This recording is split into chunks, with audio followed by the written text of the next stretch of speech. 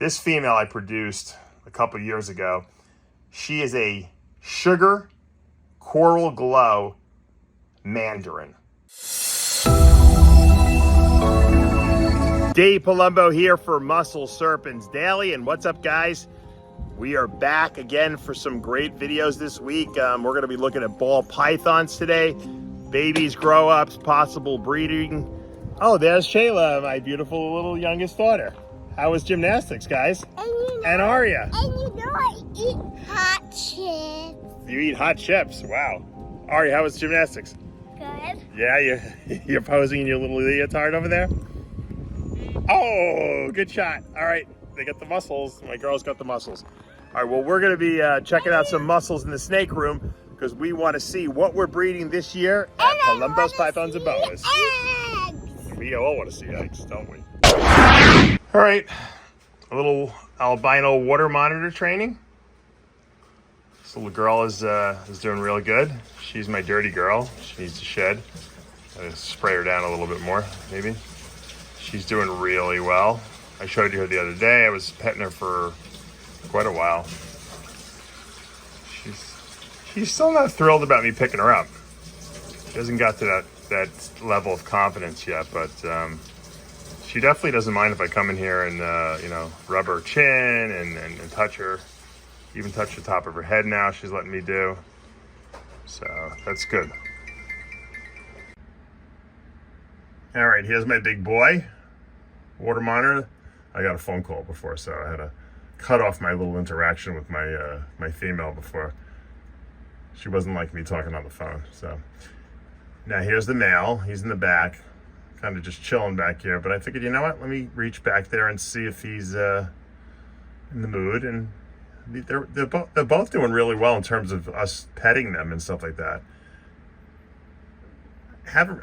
I've picked him up several times before.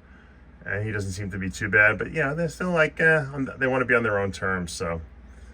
But they definitely they don't mind being touched, even on the top of his head, which is usually they don't like. Yeah, so he's getting a little puffy. Get a little puffy, because he's like, I didn't say you could do that.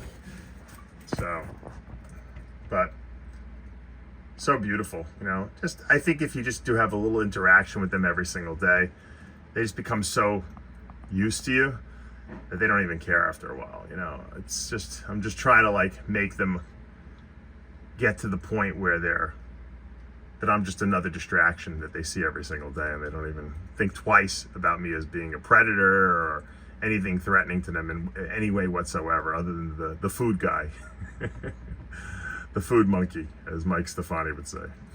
All right, beautiful water monitor. All right, blue tongue skink time. We got our albino here. We got our northern here. And I'm putting them together right now. This one almost thought he was going to bite my hand, but wound up biting the side of the cage. So I had this one with my axanthic. I didn't see any breeding action whatsoever. I don't know. Maybe the male's just not getting the job done. But now he's in with the northern. So we'll see. Trying my hardest. Putting them together, doing the work. Whether they do anything or not is really up to them. She's pretending like she's really enjoying this, but she really wants to take a bite out of my finger. Only my little guy is cool. My albino's really pretty cool too. Let's see. Here, come here, big boy. You want to go hang out with your girlfriend? Go hang out with your girlfriend. We'll have to keep an eye on them, make sure no major fighting occurs, and hopefully we'll see some breeding action.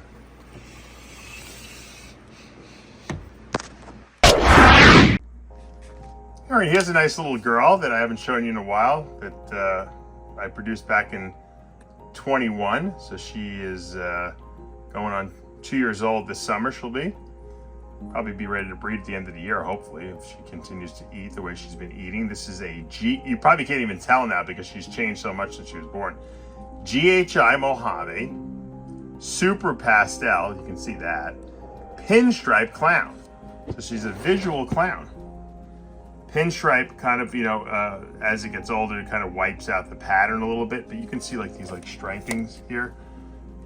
She she's got a lot of great genes in her. This is a powerhouse female for sure. You know, she'll make some amazing babies. We all love GHI Mojave clowns. We like pinstripe clowns. I love pastel pinstripe clowns.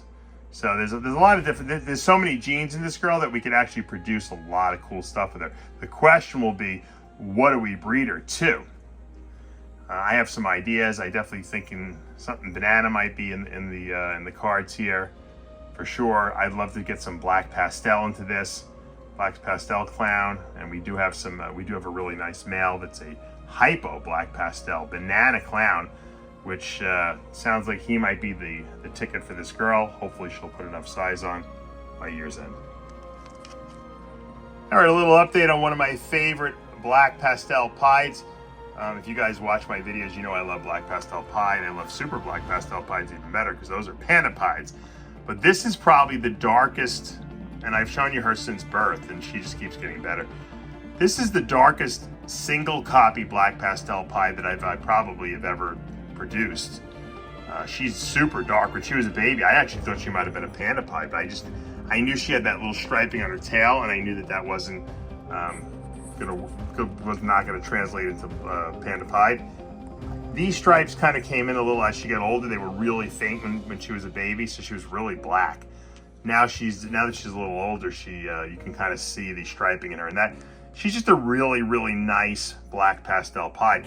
I have a really good line of black pastel pieds that I originally got from Outback Reptiles, and I got to tell you, I've never had any kinking problems. I've never had any kind of deformities whatsoever, and I've outcrossed them a lot too throughout my breeding projects. But tremendous, love my black pastel pieds. You know, like I said, I like dark and white together, and that's why I think there's nothing better than a panda pied. Really, you don't even need to do anything to improve it. You got to just get lucky and get the odds. For some reason, I've produced a bunch of them over my course of my breeding, but not as many as you would think. You know, I strike out a lot with them too, so we'll see what happens this year. You know, this was one egg clutch that I obviously had to hold back. It's a boy, because when you get one egg that hatches, it's very hard to sell that one egg because it's like you feel like you got lucky. So this boy is actually turning out to be way, way, way better than I ever anticipated. He's what I believe to be a banana orange dream. He's yellow belly or asphalt. We don't know for sure. He is a possible hurricane too. He does have some hurricane swirly looking stuff going on. So he's possible hurricane, which might be why he looks so dramatic and why we're seeing all this dark contrast here. He's lesser. I think I said lesser. If I didn't, I'm repeating myself. And he's 66% het pied.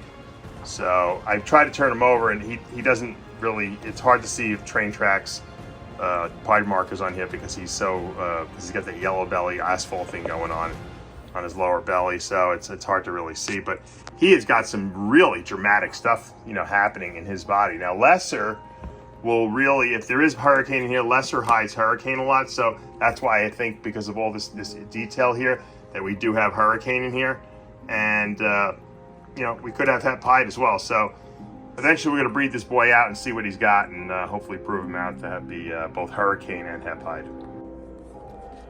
This is a super cool female that I produced in 21.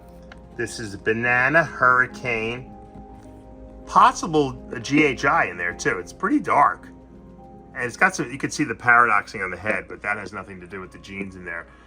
It's obviously definitely banana, and there's definitely something very dark in there. I think it's potentially hurricane. Now, it could be banana GHI is what it could be.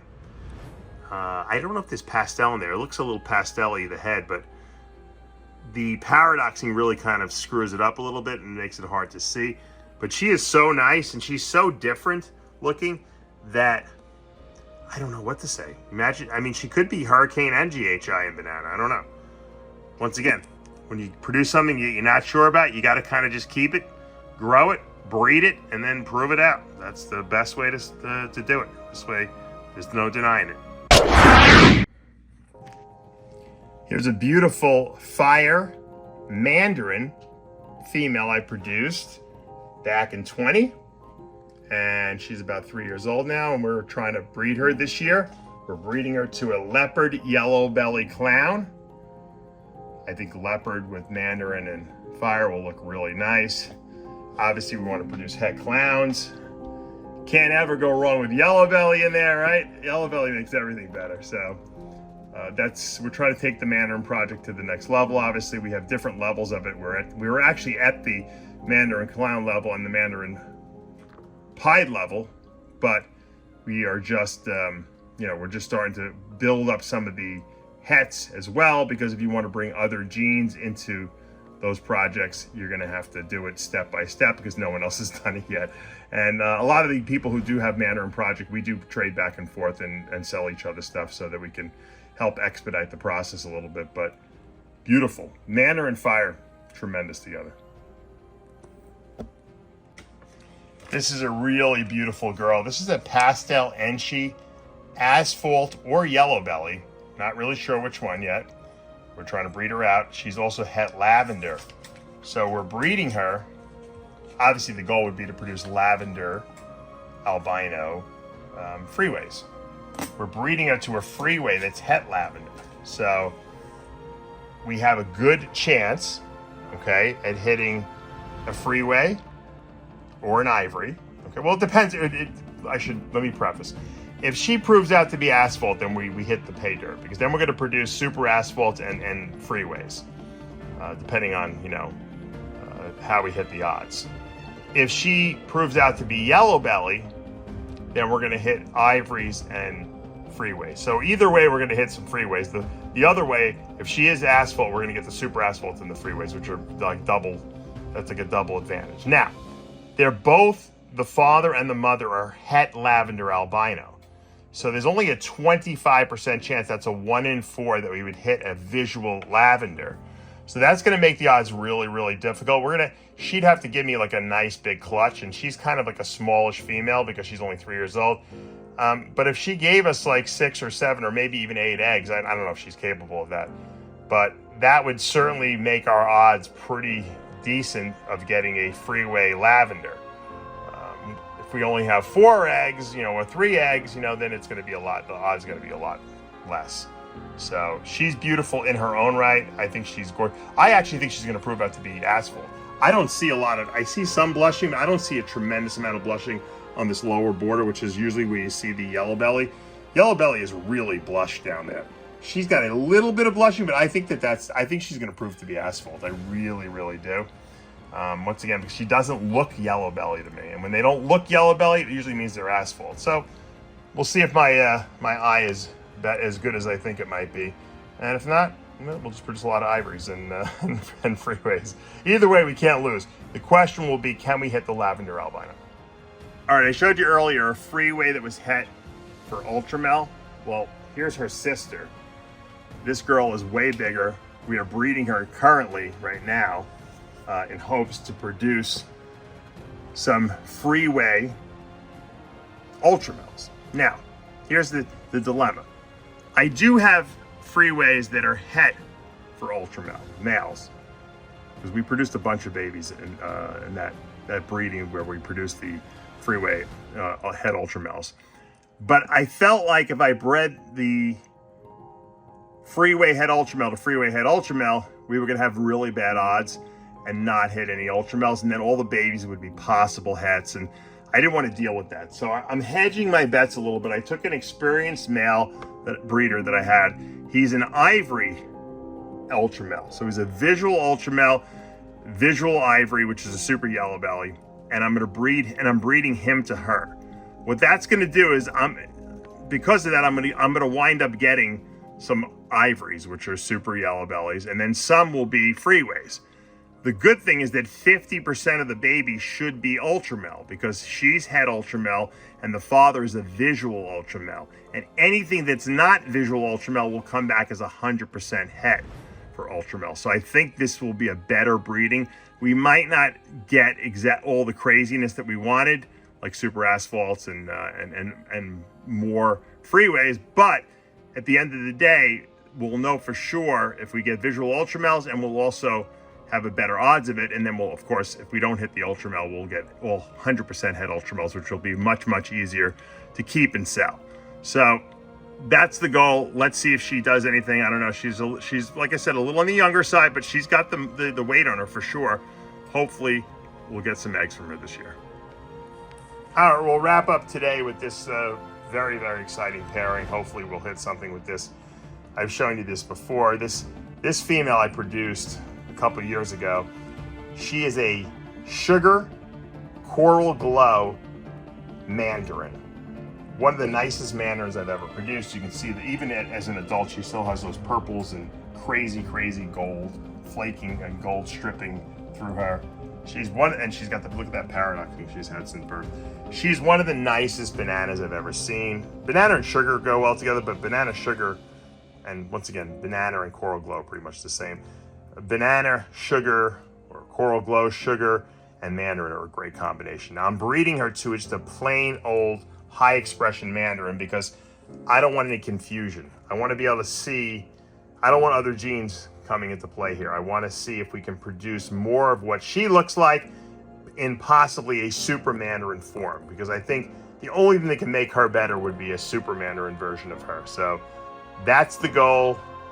We've seen some locks with these guys already. I'm waiting for a clutch of eggs and super excited about this breeding. All right, guys, that's going to do it for today here at Palumbo's Pythons and Boas. Logan's home now also. Doing well with your new, I love your new haircut, Logan. Ari's having, what do you have? I think you had a Santa Claus hat on. You got like a, you look like you're from the 80s, like Let's Get Physical video, like with Olivia Newton-John. No one knows what I'm talking about, of course. Guys, I hope you enjoyed today's video. We did not have any eggs today, unfortunately, but I think we will over the next couple of weeks have a lot of eggs potentially, because we have a lot of great breedings that we've done over the last couple of weeks and throughout the breeding season now, and I think we're going to start seeing some of the fruits of our labor. So guys, if you are loving these videos, show us the love.